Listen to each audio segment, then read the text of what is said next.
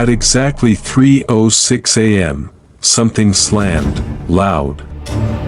Like metal on metal, it shook the whole floor. I grabbed my gear and ran toward the sound, back to the operating room. The room was colder than the others. I could see my breath hanging in the air, and on the surgical table, a set of tools. Scalpel. Bone saw.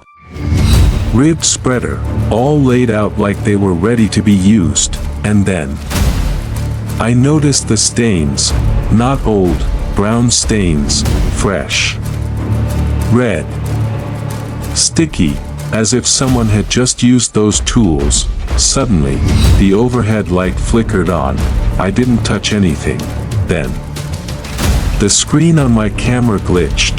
When it cleared, there was something in the corner, tall, thin, barefoot, its face, pale, mouth open, but no eyes. Just empty sockets. I didn't see it until playback, but I did hear something else, a voice, deep and gravelly, echoing off the tiles, "Stay." I backed out of the room, careful not to run, but my heartbeat was thunder in my chest. As I reached the hallway, every door slammed shut, all at once. Bang. Bang. Bang. Bang. I spun around, but nothing, just a gust of air that shouldn't have been there. The nurse's station cameras, offline, my motion sensor broken, and all I could hear now was breathing, not mine, not from one place, from every direction. I turned toward the exit, and that's when I saw it, a figure, hunched over, crawling toward me from the hallway. Its limbs were wrong, too long. It moved like it was dislocated, dragging itself forward with fingers bent the wrong way. I didn't stick around. I ran through the hall, past the records room, down the stairs. The entire time, that breathing stayed just behind me. When I finally burst through the front doors and hit the forest, I didn't look back, but the recording did.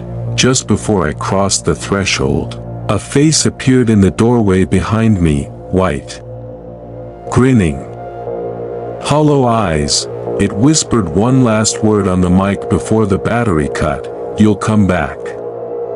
It's been 3 days since I left. I followed the sound to a dark hallway where the only light came from my flashlight beam. The sound stopped. I stood in place, listening. Then, a dragging noise, like something heavy being pulled across the tile floor. I called out, "Hello." No answer. Then, from behind one of the doors, a faint voice. A whisper, "Help. Me." I opened the door. Nothing. Just an old electroshock therapy room. The chair was still bolted to the ground. Wires twisted and tangled across the floor. I took out my EMF detector. It went from green to red instantly. That's when I heard it, a dry, broken wheeze behind me. Like someone laughing and choking at the same time. I turned around. No one.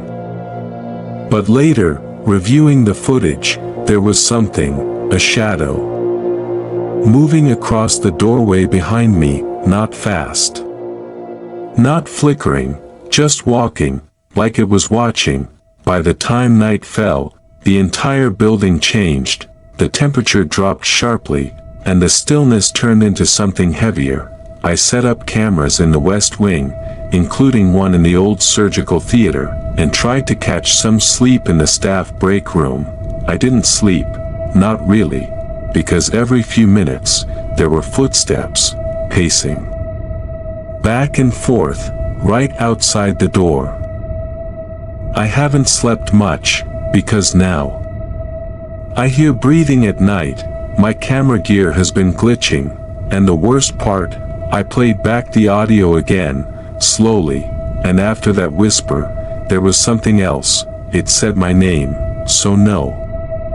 I'm not going back, but if you're watching this, and you ever think about exploring a place like that, just know, Some buildings don't stay abandoned, some things never leave, and some follow you home. If you made it this far, thanks for watching. Make sure to hit that like button, subscribe to the channel, and turn on the bell so you never miss another horror experience. And remember, what you don't see in the dark might be standing right behind you.